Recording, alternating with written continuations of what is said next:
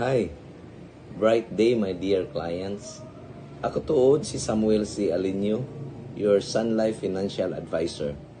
Sun Life is the first and the oldest insurance company serving over 160 years in the Philippines. Today, I'll be sharing to you one of the products of Sun Life of Canada, the Sun MaxiLink Prime. In here, we'll be talking on the benefits, advantages, and features of having this insurance policy. I want you to finish watching this video for you to have a clearer understanding why we need insurance in our life.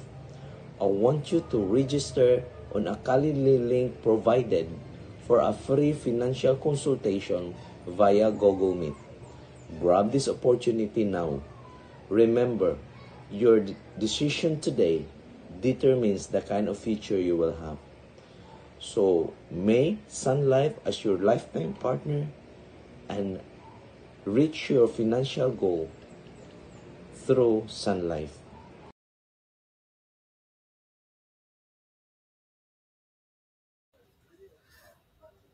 Okay. Yan sample proposal nato sa Sun MaxiLink Prime ato gipanganlan nga si John C. Breadwinner. Si John C. Breadwinner, 29 years old, male, non-smoker. Nag-apply siya og face amount nga 1 million pesos. Kining 1 million pesos, mahimo ni siya 2 million pesos nga madawat sa iyang family by the time ma-out of the picture si John C. Breadwinner. Or kung mamatay si John C. Breadwinner, makadawat ang iyang family og 2 million pesos. Ngano man, tungod kay 200% man ang face amount ang naka-stipulate ani nga policy. So, this is flexible.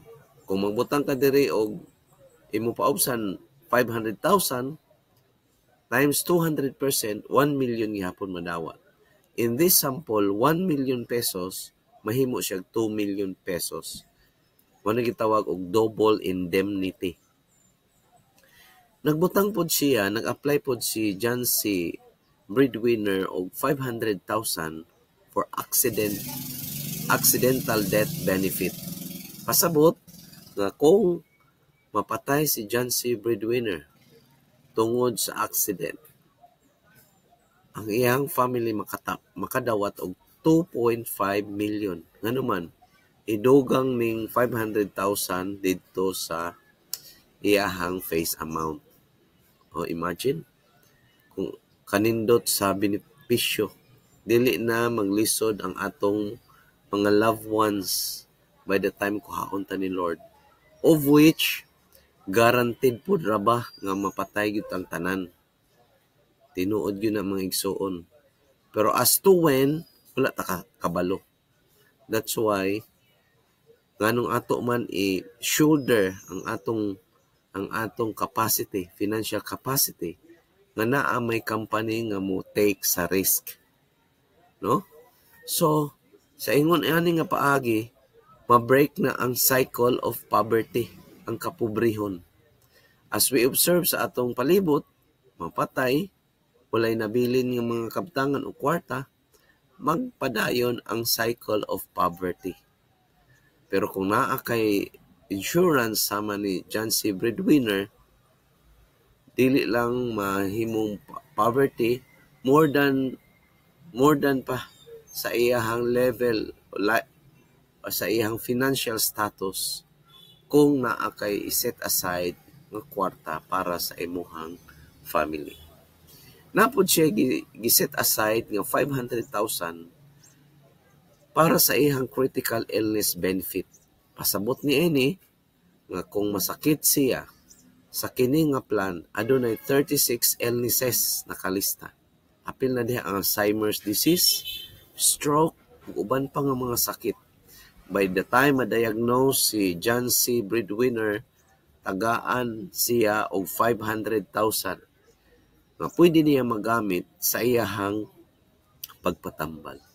Igsuon unsa kay may tabo kung wala siya insurance. tinuod posible nga ibaligya niya ihang napundar nga mga kabtangan, balay yuta sakyanan para lang masulbad ay ihang problema sa ihang sakit. Pero kung naay pares ni ani naa siya insurance, dili na ma-disturbo ang ihang gipundar nga mga kabtangan baka or mga assets. Tungod kay ang insurance naman ang mo supplement sa iyahang mga panginahanglanon. Napod siya gi-applyan nga 2,000 pesos per day for hospital income benefit.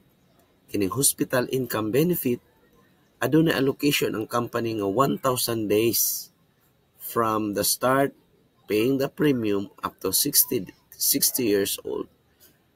Marifanan si John C. Breadwinner og 2,000 per day per confinement with a minimum of 3 days confinement. Kung accident or injury, automatic mo count na dayon sa first day sa iyahang pagpatambal. So, kini nga mga face amount iyahang gi-applyan, aduna siya ay premium nga pagabayran. Premium nga pagabayran for the whole year. Para sa iyang gi-applyan nga 1 million pesos, aduna siya premium nga pagabayran na 53,250 pesos. Para sa iyahang total disability benefit, aduna siya pagabayran nga 1,250 pesos. O sa iyahang accidental death benefit aduna siya pagabayran na 915 pesos. Sa iyahang hospital income benefit aduna siya pagabayran tibok tuig nga 1,740. O sa iyahang hospital income benefit aduna siya pagabayran na 3,740 pesos. Kung totalo ni siya 60,895 pesos for the whole year. Payable for 10 years only. 10 years na niya siya pakabayran. Now, ang mode of payment nga gipili ni John C. Breadwinner is quarterly. Kay kaya ma-afford na niyang bayad sa kada 3 ka bulan. Kada 3 ka bulan magabayad siya og 15,223.75. Kini 15,223.75 mao ni ang first payment nimo nga pagabayran sa company. Through daghan tay mga facilities nga pwede mo dito ra mo bayad. Anyway, tudloan man mo namo kung unsaon. Sunod, gusto siya nga mag-monthly siya after mahitabo pwede mag-monthly after paying the first quarter premium nga 15,000. Halimbawa, gusto ni John C. Breadwinner nga mag-monthly, iya ni i-divide by 3 ang 15,223. Mao na dayon to iyang pagabayaran kada bulan. Pwede po siya mag-advance payment. Example, mo advance siya 3 months kay nalugar-lugaran sa iyang finances, or pwede po niya tibuokon whole year niya ang pagabayaran. So, mo ni ang posible mahitabo. Sa whole 10 years nga pagabayaran ni John C. Breadwinner, aduna siya pagabayaran nga more or less 608,950 pesos sa tibuok 10 years. After paying that amount, human na siya, wala na siya bayaran. But he will enjoy the benefits up to 88 years old niya. So imagine, unsa may mga benefit if we are going to compute ang ihang premium lang ang gihatag is 600,000 more or less. Ang ihang premium mga madawat 2 million pesos sa iyang death benefit. Aduna siya madawat nga 500,000 accidental death benefit. Aduna pagid siya critical illness nga 500,000. Aduna pagid siya tag 200,000. It's more than pa sa iyang gihatag nga premium. Sa unahan ato pud ma-explain unsa pagyulain niyang madawat gawas ani nga mga benefits, no? Kay kini siya nakalink po ni siya sa sa investment. So after paying sa insurance, naapoy part nga ang sobra sa payments iyang premium ibutang dito sa investment facility. So nag-grow pod ang imong kwarta over time. So mao ni siya ang nindot kung naay insurance. Okay?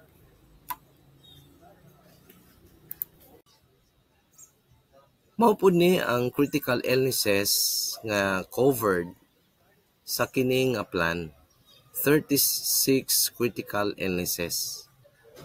Kung ma-diagnose si John C. Breadwinner, tagaan siya og 500,000 as sa katong iyang gi-applyan sa face amount when diagnosed sa kini nga mga sakit.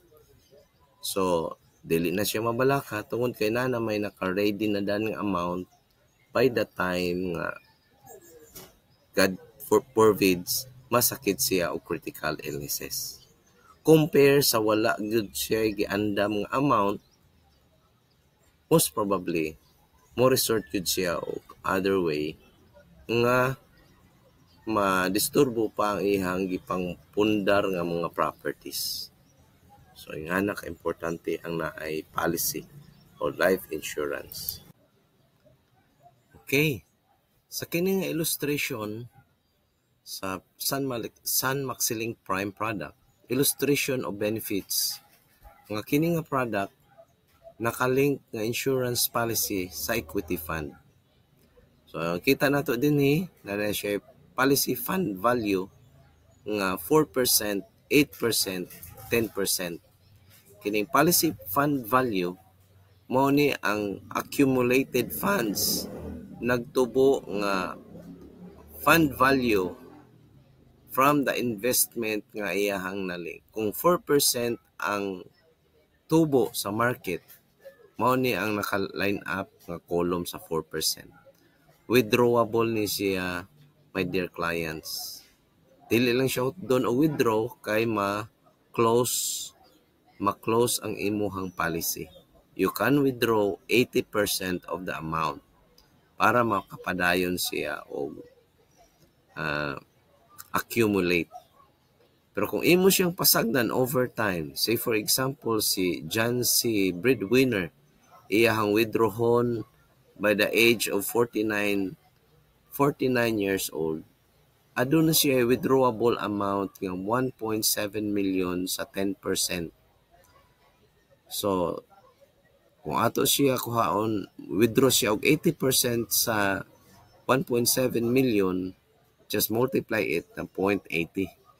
So more or less, more than a million gihapon yung mada while living. Buhi pa siya. Pwede na ito niyang gamiton sa iyang milestone sa kinabuhi. Car, travel, business makaha, kadtong iyang proceeds nga ma-withdraw from the benefits, from the living benefits of his policy fund value. If and when dili niya ma-withdraw ni siya, kunya mapatay si John C. Breadwinner, kini nga mga policy fund value madugang pagyud ni, my dear clients, diri sa iyang death benefit. So dili lang 2 million yung madawat, more than 2 million pagyud tungod kay na dugang man ang policy fund value sa iyang death benefit. Mas dako pa ang madawat sa iyang beneficiary. Those are only few of the features of one of our products, Sun Maxiling Prime, and we still have many products from Sun Life of Canada. If you want more details, feel free to contact us or register yourself on the Calendly provided, and we will be talking via Google Meet for a free financial consultation. Thank you for watching and mabuhay kayong lahat.